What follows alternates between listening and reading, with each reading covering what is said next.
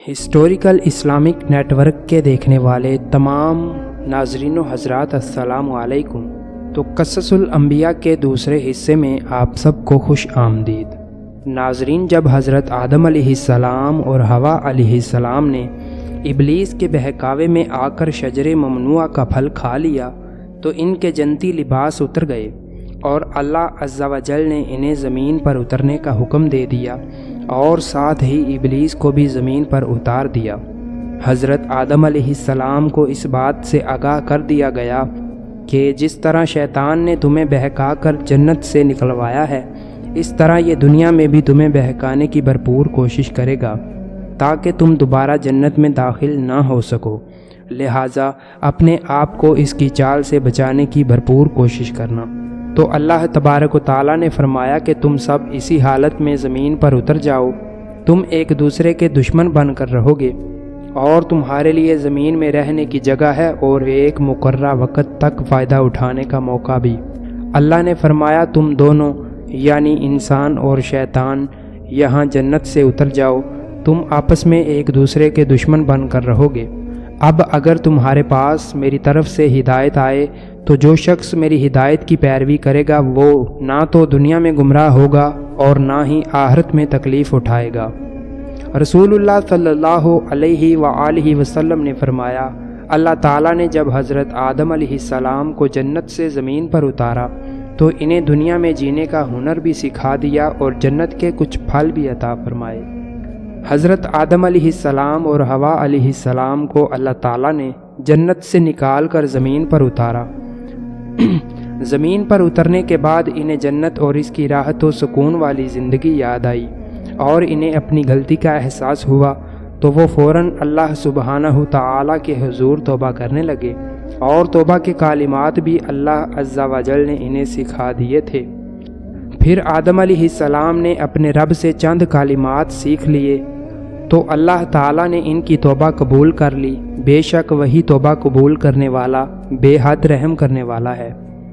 تو جو دعا حضرت آدم علیہ السلام نے اللہ سے کی وہ کچھ اس طرح سے تھی، اے ہمارے رب، ہم اپنے آپ پر ظلم کر بیٹھے ہیں، اگر آپ نے ہمیں معاف نہ کیا اور ہم پر رحم نہ فرمایا تو یقیناً ہم نقصان پانے والوں میں سے ہو جائیں گے۔ یہ دعا پڑھنے پر اللہ تعالیٰ نے آپ علیہ السلام کو معاف فرما دیا۔ اس دعا میں حضرت آدم علیہ السلام کی 5 خوبیاں ظاہر ہوتی ہیں۔ اپنی غلطی کا اعتراف کیا، غلطی پر شرمندہ ہوئے، اپنے نفس کی ملامت کی، فوراً توبہ کی اور اللہ کی رحمت سے نا امید نہ ہوئے۔ تو ناظرین، اللہ تعالیٰ نے آدم اور حوا علیہ السلام کو بہت ساری اولاد عطا فرمائی۔ فرمان الہی ہے، اے لوگو اپنے رب کے عذاب سے ڈرو جس نے تمہیں ایک جان یعنی آدم علیہ السلام سے پیدا کیا اور اس سے اس کی بیوی حوا علیہ السلام کو بھی پیدا کیا اور ان دونوں سے دنیا میں بہت سے مرد اور عورتیں پھیلا دیے۔ اور یاد کرو جب آپ کے رب نے بنی آدم کی پشتوں سے ان کے اولاد کو نکالا اور انہیں خود ان پر گواہ بناتے ہوئے پوچھا کہ کیا میں تمہارا رب نہیں ہوں؟ سب نے جواب دیا جی ہاں، کیوں نہیں، ہم سب اس بات کی گواہی دیتے ہیں کہ آپ ہی ہمارے رب ہیں۔ جب اللہ تعالیٰ نے حضرت آدم علیہ السلام کو پیدا فرمایا تو آپ علیہ السلام کی پشت پر ہاتھ پھیرا، قیامت تک پیدا ہونے والی ہر جان آپ علیہ السلام کی پشت سے ظاہر ہو گئی۔ اللہ تعالیٰ نے ہر ایک کی آنکھوں کے درمیان نور کی چمک رکھ دی اور پھر انہیں حضرت آدم علیہ السلام کو دکھایا گیا۔ آپ علیہ السلام نے پوچھا، اے میرے رب یہ کون ہیں؟ اللہ تعالیٰ نے جواب دیا، یہ تمہاری اولاد ہیں۔ آپ علیہ السلام کو اپنی اولاد میں سے ایک آدمی ایسا نظر آیا جس کی پیشانی کی چمک آپ علیہ السلام کو بہت اچھی لگی۔ آپ علیہ السلام نے پوچھا، اے میرے رب یہ کون ہے؟ اللہ تعالیٰ نے جواب دیا، یہ آپ کی اولاد میں سے آخری زمانے کی قوموں میں سے ایک نبی ہے جس کا نام داؤد ہوگا۔ پھر حضرت آدم علیہ السلام نے پوچھا، اے میرے رب تو نے اس کی عمر کتنی مقرر کی ہے؟ اللہ نے جواب دیا، اس کی عمر 60 سال ہے۔ آپ نے عرض کیا کہ اے میرے رب اسے میری عمر میں سے 40 سال عنایت فرما دیجیے۔ جب آدم علیہ السلام کی مقرر عمر ختم ہوئی تو موت کا فرشتہ ان کی روح قبض کرنے کے لیے آیا۔ آپ علیہ السلام نے فرمایا کیا میری عمر میں سے 40 سال باقی نہیں ہیں؟ فرشتے نے حضرت آدم علیہ السلام سے کہا کہ آپ وہ 40 سال اپنے بیٹے حضرت داؤد علیہ السلام کو دے چکے ہیں۔ چونکہ آپ علیہ السلام نے انکار کیا، اس لیے آپ علیہ السلام کی اولاد میں بھی انکار کی عادت ہے۔ آپ علیہ السلام بھول گئے، اس لیے آپ کی اولاد بھی بھول جاتی ہے۔ آدم علیہ السلام سے غلطی ہوئی، اس لیے آپ کی اولاد بھی غلطی کرتی ہے۔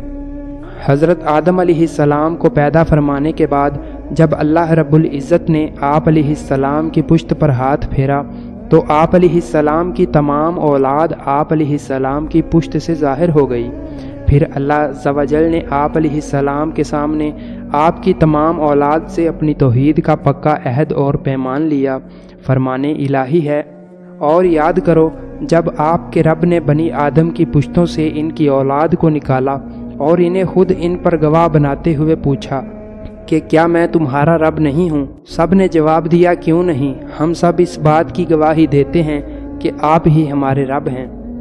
اللہ تعالیٰ نے فرمایا کہ ہم نے یہ عہد اس لیے لیا تاکہ تم لوگ قیامت کے دن یہ نہ کہو کہ ہم تو اس بات سے بالکل بے خبر تھے، یا تم یہ نہ کہو کہ شرک کی ابتدا تو ہمارے باپ دادا نے ہم سے پہلے کی تھی اور ہم ان کے بعد ان کی اولاد ہی تو تھے، پھر کیا آپ ہمیں اس فعل کی وجہ سے ہلاک کر دیں گے جو پہلے گمراہ لوگوں نے کیا تھا؟ تو ناظرین، احادیث مبارکہ میں ہے کہ قیامت کے دن ایک جہنمی سے کہا جائے گا کہ اگر تیرے پاس پوری دنیا کا مال اور دولت ہو تو کیا تو فدیے کے طور پر جہنم سے چھٹکارا حاصل کرنے کے لیے سب مال دے دے گا؟ اللہ تعالیٰ نے فرمایا کہ جب تو آدم کی پشت میں تھا اس وقت میں نے تجھ سے اس سے بھی آسان چیز کا وعدہ لیا تھا۔ میں نے کہا تھا کہ میرے ساتھ شرک نہ کرنا، لیکن تو نے پھر بھی شرک کرنے پر ہی اصرار کیا۔ حضرت ابی بن کعب رضی اللہ تعالیٰ عنہ اللہ تعالیٰ کے اس فرمان کی تفسیر بیان کرتے ہوئے فرماتے ہیں کہ اللہ سبحانہ تعالیٰ نے تمام بنی آدم کو ان کے باپوں کی پشتوں سے نکالنے کے بعد جمع کیا اور انہیں جوڑا جوڑا بنایا، پھر انہیں صورتیں عطا کیں اور قوت گویائی بھی عطا فرمائی۔ بس وہ بولنے لگے اور پھر اللہ تعالیٰ نے ان سے توحید الہی پر قائم رہنے کے لیے بڑا مضبوط عہد و پیمان لیا اور انہیں ان کے نفسوں پر گواہ بنایا کہ کیا میں تمہارا رب نہیں ہوں؟ سب نے گواہی دیتے ہوئے کہا، جی ہاں آپ ہی ہمارے رب ہیں۔ پھر اللہ عز و جل نے فرمایا، میں 7 زمینوں 7 آسمانوں اور تمہارے باپ آدم علیہ السلام کو تم پر گواہ بناتا ہوں کہ کہیں تم قیامت کے دن یہ نہ کہو کہ ہمیں تو اس کا علم ہی نہیں تھا۔ یاد رکھو میرے علاوہ کوئی معبود برحق نہیں اور میرے علاوہ کوئی بھی پروردگار نہیں، لیکن میرے ساتھ کسی کو بھی شریک نہیں ٹھہرانا۔ بے شک میں تمہارے پاس اپنے پیغمبروں کو بھیجتا رہوں گا جو تمہیں میرے ساتھ کیے ہوئے اس عہد و پیمان کو یاد دلاتے رہیں گے، اور میں تم پر اپنی کتابیں بھی نازل فرماؤں گا۔ سب نے کہا، ہم گواہی دیتے ہیں کہ آپ ہی ہمارے پروردگار اور حقیقی معبود ہیں، آپ کے علاوہ کوئی بھی ہمارا پروردگار اور معبود نہیں۔ سب نے اس بات کا اقرار کیا۔ حضرت آدم علیہ السلام کو اونچا کر کے سب کو دکھایا گیا۔ آپ علیہ السلام نے دیکھا کہ آپ کی اولاد میں کچھ مالدار ہیں اور کچھ غریب، کچھ بدصورت ہیں تو کچھ خوبصورت۔ آپ علیہ السلام نے عرض کیا، اے میرے پروردگار، آپ نے اپنے بندوں کو ایک جیسا کیوں نہیں بنایا؟ اللہ رب العزت نے جواب دیا، میں نے چاہا کہ میرا شکر ادا کیا جائے۔ آپ علیہ السلام نے انبیاء اکرام کو دیکھا کہ وہ روشن قندیلوں کی طرح نمایاں ہیں۔ اللہ رب العزت نے ان سے بھی رسالت اور نبوت کے متعلق خصوصی عہد و پیمان لیا۔ اللہ تعالیٰ نے جب حضرت آدم علیہ السلام کی تخلیق مکمل کرنے کے بعد ان کی پشت سے تمام اولاد کو ظاہر کیا تو ان میں قیامت تک مبعوث ہونے والے انبیاء اکرام بھی تھے۔ اللہ عز و جل نے انبیاء علیہ السلام سے بھی توحید اور رسالت و نبوت سے متعلق خصوصی عہد لیا۔ فرمان الہی ہے کہ اے نبی یاد کریں جب ہم نے تمام انبیاء علیہ السلام سے توحید کا عہد لیا اور بالخصوص آپ صلی اللہ علیہ وآلہ وسلم، نوح، ابراہیم، موسیٰ اور مریم کے بیٹے عیسیٰ علیہ السلام سے، اور ہم نے ان سب سے بڑا پکا عہد لیا۔ اور وہ وقت یاد کیجئے جب اللہ نے تمام انبیاء اکرام سے عہد لیا تھا کہ جب میں تمہیں کتاب و حکمت عطا کروں پھر تمہارے پاس وہ رسول یعنی محمد صلی اللہ علیہ وآلہ وسلم آئیں جو ان چیزوں کی تصدیق کر رہے ہوں جو تمہارے پاس ہیں تو ان پر ضرور ایمان لانا اور ان کی ضرور مدد کرنا۔ اللہ نے پوچھا، کیا تم اقرار کرتے ہو اور اس پر میرا عہد قبول کرتے ہو؟ انہوں نے جواب دیا، جی ہاں، ہم اقرار کرتے ہیں۔ اللہ نے فرمایا، تم گواہ رہنا اور میں بھی تمہارے ساتھ گواہوں میں سے ہوں۔ پھر اس کے بعد جو بھی اس عہد سے پھر جائے وہی نافرمان ہیں۔ تو ناظرین، یہاں پر میں آپ کو حضرت آدم علیہ السلام کی اولاد حابیل اور قابیل کے بارے میں کچھ بتاتا چلوں۔ جب حضرت آدم علیہ السلام کے دونوں بیٹوں نے اللہ کے لیے قربانی پیش کی، ان میں سے ایک کی قربانی تو قبول ہو گئی اور دوسرے کی قبول نہ ہوئی، تو وہ کہنے لگا، میں تجھے قتل کر ڈالوں گا۔ پہلے نے کہا، بلا شبہ اللہ تقوی اختیار کرنے والوں کا ہی عمل قبول کرتا ہے۔ اگر تو مجھے قتل کرنے کے لیے اپنا ہاتھ میری طرف بڑھائے گا تو میں تجھے قتل کرنے کے لیے ہرگز اپنا ہاتھ نہ بڑھاؤں گا۔ بے شک میں تو اللہ سے ڈرتا ہوں جو تمام جہانوں کا رب ہے۔ تو پیارے دوستو، حضرت عبداللہ بن عباس رضی اللہ تعالیٰ عنہ اور دیگر صحابہ رضی اللہ تعالیٰ عنہ بیان کرتے ہیں کہ جب حضرت آدم علیہ السلام اور حوا علیہ السلام کے پاس ولادت کا سلسلہ شروع ہوا تو ان کے ہاں ہر بار ایک بیٹا اور ایک بیٹی پیدا ہوتی۔ حضرت عبداللہ بن عباس رضی اللہ تعالیٰ عنہ اور دیگر صحابہ رضی اللہ تعالیٰ عنہ بیان کرتے ہیں کہ جب حضرت آدم علیہ السلام اور حضرت حوا علیہ السلام کے ہاں ولادت کا سلسلہ شروع ہوا تو ان کے ہاں ہر بار ایک لڑکا اور ایک لڑکی پیدا ہوتے۔ تو حضرت آدم علیہ السلام کو حکم تھا کہ ہر لڑکے کی شادی دوسرے لڑکے کے ساتھ پیدا ہونے والی لڑکی سے کریں اور دوسرے پیدا ہونے والے لڑکے کی شادی پہلے لڑکے کے ساتھ پیدا ہونے والی لڑکی سے کریں۔ حضرت آدم علیہ السلام کے ہاں ایک مرتبہ قابیل اور اس کی بہن پیدا ہوئی اور دوسری مرتبہ حابیل اور اس کی بہن پیدا ہوئی۔ سابقہ اصول کے مطابق قابیل کی بہن کا نکاح حابیل سے اور حابیل کی بہن کا نکاح قابیل سے ہونا تھا۔ اتفاقی طور پر قابیل کی بہن حابیل کی بہن کی نسبت زیادہ خوبصورت تھی، اس لیے قابیل نے چاہا کہ اس کی شادی حابیل کی بہن کی بجائے خود اپنی ہی بہن سے ہو جائے۔ حضرت آدم علیہ السلام نے قابیل سے کہا کہ اپنی بہن سے حابیل کو نکاح کرنے دو، لیکن قابیل نے انکار کر دیا اور سمجھانے کے باوجود اپنی ہی بہن سے خود نکاح کرنے پر اصرار کیا۔ حضرت آدم علیہ السلام نے ان دونوں سے کہا کہ تم اللہ تعالیٰ کی راہ میں بطور نذرانہ قربانیاں پیش کرو، جس کی قربانی قبول ہو جائے گی وہی حق پر ہوگا۔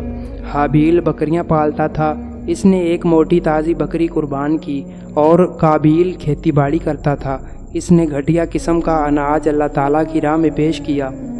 دونوں نے اپنی اپنی قربانی میدان میں رکھ دی۔ آسمان سے آگ آئی اور حابیل کی قربانی کو کھا گئی، جو اس کی قبولیت کی علامت تھی۔ قابیل کی قربانی جب قبول نہ ہوئی تو اسے غصہ آیا اور اس نے اپنے بھائی حابیل کو قتل کر ڈالا۔ جب حابیل قتل ہو گئے تو قابیل نے کھلے آسمان کے نیچے ان کی لاش رکھ دی، اس لیے کہ اسے دفن کرنے کا طریقہ معلوم نہ تھا۔ آخرکار اللہ تعالیٰ نے 2 کوے بھیجے، ان میں سے ایک نے دوسرے کو مار دیا، پھر چونچ سے گڑھا کھود کر مردہ کوے کو اس میں ڈال کر اوپر سے مٹی ڈال دی۔ قابیل نے جب اپنی آنکھوں سے یہ ماجرا دیکھا تو شرمندہ ہو کر کہنے لگا، ہائے افسوس، میں اس کوے سے بھی گیا گزرا ہوں کہ اپنے بھائی کی لاش دفن کرنے کی تدبیر بھی نہ نکال سکا۔ رسول اللہ صلی اللہ علیہ وآلہ وسلم نے فرمایا، جتنے بھی لوگ ناحق قتل ہو رہے ہیں ان کا گناہ آدم علیہ السلام کے بیٹے قابیل کے حصے میں بھی لکھا جا رہا ہے، کیونکہ انسانوں میں قتل کی ریت سب سے پہلے اس قابیل نے شروع کی تھی، جس نے اسلام میں کوئی اچھا طریقہ رائج کیا اور بعد میں اس پر عمل کیا گیا، تو اس طریقے کو رائج کرنے والے کو اتنا ہی ثواب ملے گا جتنا کہ اس پر عمل کرنے والے کو ملے گا۔ جس نے اسلام میں کوئی برا طریقہ رائج کیا پھر اس کے بعد اس پر عمل کیا گیا تو اس طریقہ رائج کرنے والے کے لیے عمل کرنے والے کے برابر ہی گناہ لکھا جائے گا، اور عمل کرنے والے کے گناہ میں بھی کوئی کمی نہیں کی جائے گی۔ حضرت ابی بن کعب رضی اللہ تعالیٰ عنہ فرماتے ہیں، جب حضرت آدم علیہ السلام کی وفات کا وقت قریب آیا تو انہوں نے اپنے بیٹوں سے فرمایا، اے میرے بیٹو، میرا جنت کے پھل کھانے کو جی چاہ رہا ہے۔ بیٹے پھل کی تلاش میں نکل پڑے۔ سامنے سے فرشتے آتے نظر آئے جن کے پاس حضرت آدم علیہ السلام کا کفن اور خوشبو تھی۔ فرشتوں نے پوچھا، اے آدم کے بیٹو، تمہیں کس چیز کی تلاش ہے؟ بیٹوں نے جواب دیا، ہمارے والد صاحب کی طبیعت ناساز ہے اور وہ جنت کے پھل کھانے کی خواہش رکھتے ہیں۔ فرشتوں نے کہا تم واپس چلے جاؤ کیونکہ تمہارے والد فوت ہونے والے ہیں۔ فرشتوں نے آ کر ان کی روح قبض کی، ان کو غسل دیا، کفن پہنایا، خوشبو لگائی اور آپ علیہ السلام کے لیے لحد تیار کی، اور پھر نماز جنازہ بھی ادا کی اور قبر میں رکھ کر اوپر سے مٹی ڈال دی۔ پھر مخاطب ہو کر کہا اے آدم کے بیٹو، تمہارے لیے مردوں کو دفن کرنے کا یہی طریقہ ہے۔ حضرت آدم علیہ السلام کو مکہ مکرمہ میں جبل ابی قبیس پر دفن کیا گیا۔ حضرت آدم علیہ السلام کی کل عمر 1000 سال تھی۔ تو ناظرین، یہ تھی ہماری آج کی ویڈیو کا اگلا حصہ جلد ہی اپلوڈ کر دیا جائے گا۔